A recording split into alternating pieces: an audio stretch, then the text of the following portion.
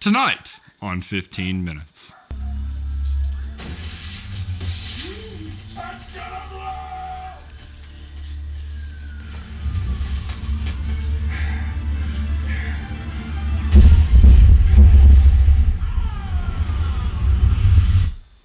Top story this evening. Who started the fire? Well, it certainly wasn't the Grinch, Jessica. No, Katie. And these local protesters are claiming it wasn't them either. So tonight, on our special edition news program, we will discuss just what is this fire these students are protesting about. Reflecting on the past 4 years of turmoil and trouble, we may be able to find an answer to this intriguing question.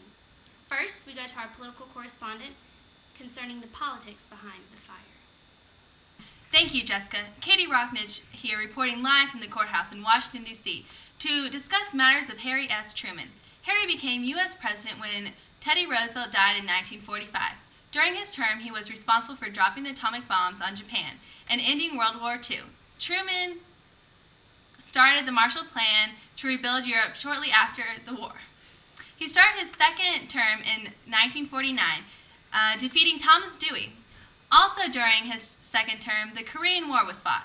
Now to our geographical analyst, Richard Malloy. Richard? Alright, Richard Malloy here. Yours truly, geographic analyst. Now, Harry Truman, big guy, did a lot of good things. First, dropped the A-bomb in Japan. Yeah, Japan's right there.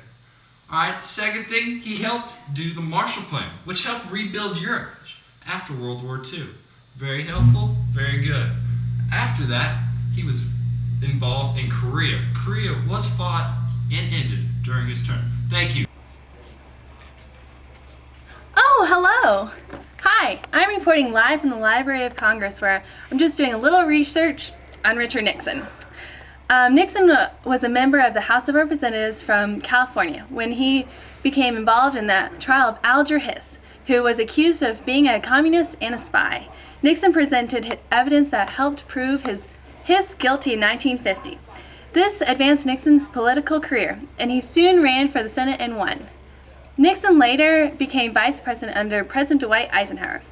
Years later, he would also become president of the United States. Red, a color often associated with communism, and China. Exactly where is China, Richard?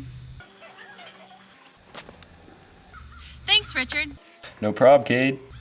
China became red after communists took control of it after a conflict starting before World War II. Red China then entered the Korean War in the 1950s when it looked like the UN forces would defeat communist North Korea. Hey, it's Katie again, and I'm here at the History of Entertainment Museum with Doris Day herself.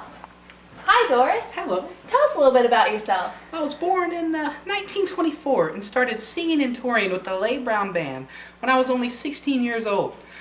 I soon made my first movie in 1948 and soon became an amazing movie star. I'm top notch. Oh, Doris. And I can sing as well. I'm a very good singer. Oh, you are? Well, we would love to hear you sing. Oh, all right. Sounds good. I wanna be teacher's pet. I wanna be huddled and cuddled as close to you at your side. Oh, thank you, Doris. That was wonderful. You have such a lovely voice. Thank you. Now, that was the famous Teacher's Pet song, right? Yeah, it was. Oh my gosh. Well, thank you so much. 4. Oh, gone. Jeez, I'll never hit like Joe DiMaggio. Hey, this is Spencer Boland with your celebrity news. There's a new couple in town, Marilyn Monroe and Joe DiMaggio, and you know them, you love them. Joe DiMaggio, famous baseball player for the Yankees. In 1941, he set a major league record, hitting safely in 56 straight games. 56, mind you. And now he's got a new wife, Marilyn Monroe. She married the author, Arthur Miller, and the baseball player, Joe DiMaggio. We already talked about that. Let's hope they have many happy years to come. She was also rumored to have relationships with John F. Kennedy himself and Robert Kennedy, as well as mafia boss Joe Giancana, maybe? I don't know how you pronounce it. You tell me. Of course, as we all know, she's gonna die under some pretty suspicious circumstances. Yeah, cheap floozy. And now a word from our sponsor.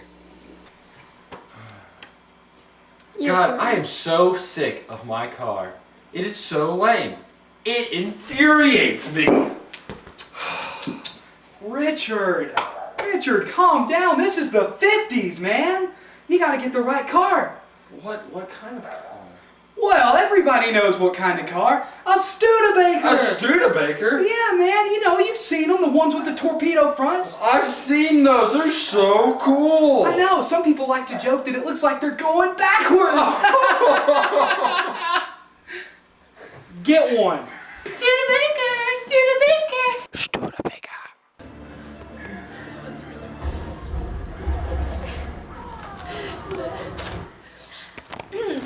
Well, that was last week's sports-tacular footage. And next we go to a clip on two professional boxers battling to their death. Starting off in the right corner of the ring, wearing pink, the middleweight boxing champion of the world and pound for pound best boxer ever, Sugar Ray Robinson. And in the left corner of the ring, coming in white, Rocky Marciano, and heavyweight boxing champion of the world. And now, ladies and gentlemen, let's get ready to rumble. I was like, ding ding.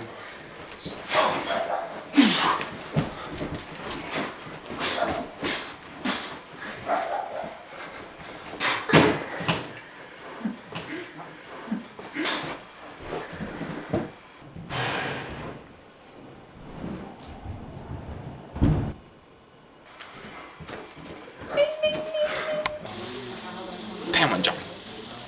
Today we talk about Parmesan. 38th parallel, no more. This is where United Nations and Communist North Korea met to end Korean War. Yes, Korean War at Parmesan. Alright. Also at Parmesan, we exchanged POWs and ended the Korean War. No more prisoner of war. Alright, thank you. This segment of 15 Minutes has been brought to you by South Pacific. It's a highly popular Broadway musical, and if you haven't seen it yet, then you are a terrible, terrible person. And now, back to 15 Minutes. Hi, I'm Katie Rocknich here, and I have news on the Rosenberg trials. In the heat of the Cold War, year 1951, the Rosenbergs, husband and wife, were arrested earlier for selling top secret information on the atomic bomb to the Soviet Union. Now we are going live to the courtroom where the Rosenbergs are waiting to receive their sentence. Julius and Ethel Rosenberg, please stand. We have found your crime worse than murder. Therefore, you are found guilty and are sentenced to death.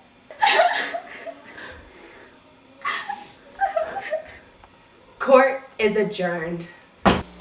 And now a word from our sponsor.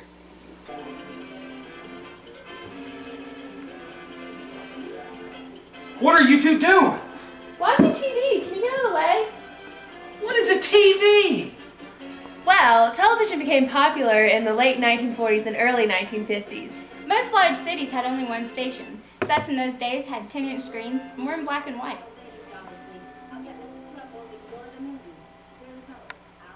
TV!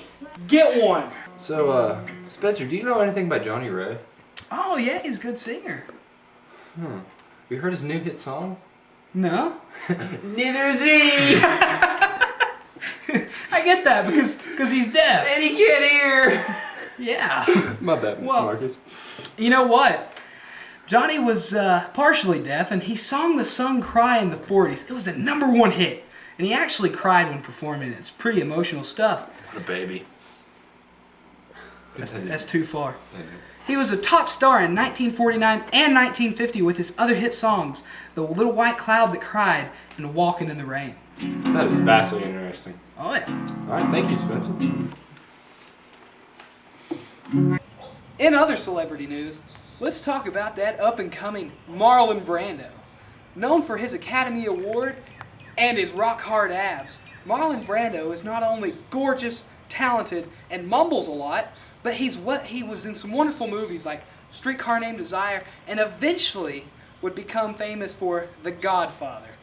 Oh yeah, And if you don't know who I'm talking about, maybe this will refresh your memory. Stella! Stella! Stella! What are you doing? Who's Stella? The 1950s weren't all fun and games. We lost some good men. In 1952, we lost the philosopher George Santayana in Rome, born in Spain. Bye, George.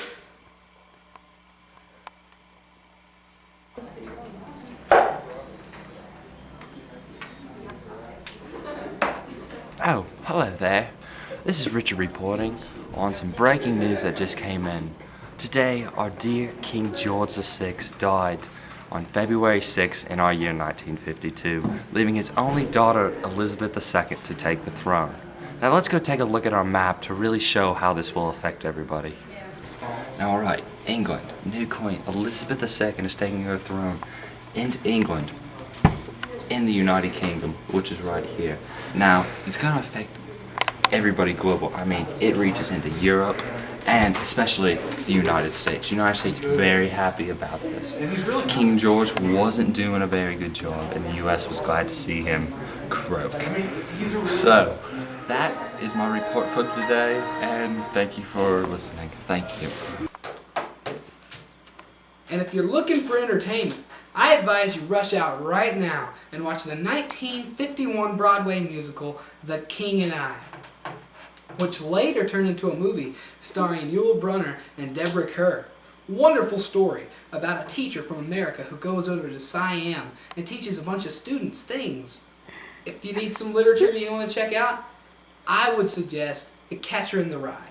Now, The Catcher in the Rye sounds like a very boring book about teenage angst written in 1951.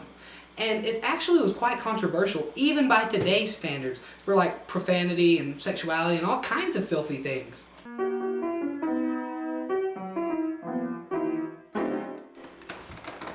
Oh, I'll tell you what else you should check out that was popular in the 50s. Liberace. Now, Liberace was a popular pianist and entertainer who was known for his TV show in the 1950s. He was known for wearing sequin tuxedos and having a lot of fancy candles on his, piano. Looked nice. And he is actually credited with advising Elvis Presley, the king himself, to wear fancy clothes, during his performances. Women adore Liberace, and I'll tell you why. Because of his sweet smile and his wavy hair. It's 1952, and an epidemic...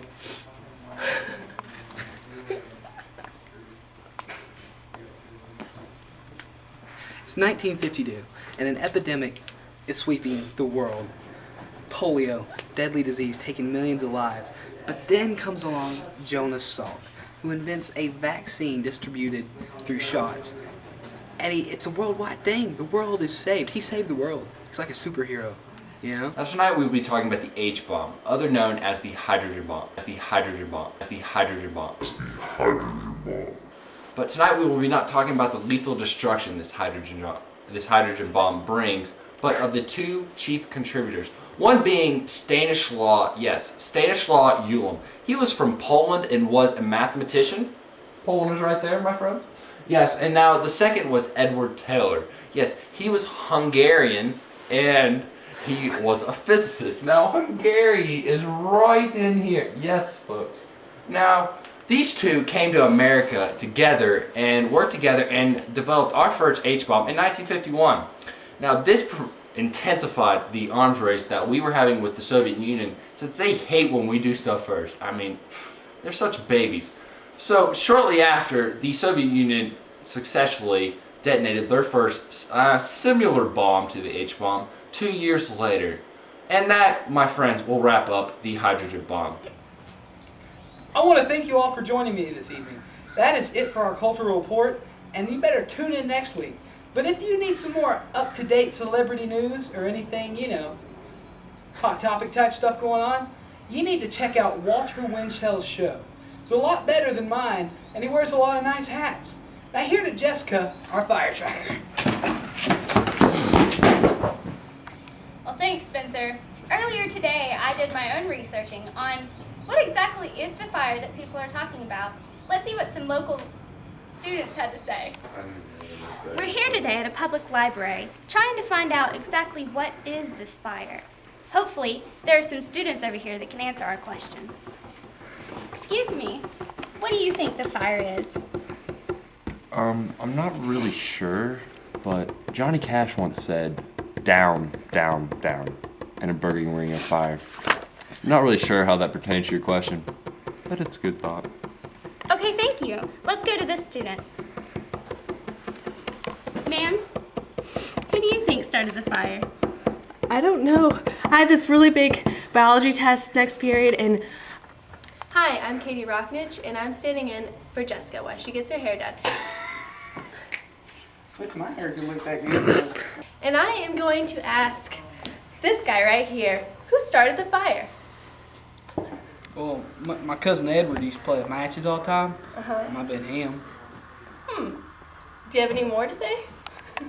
No.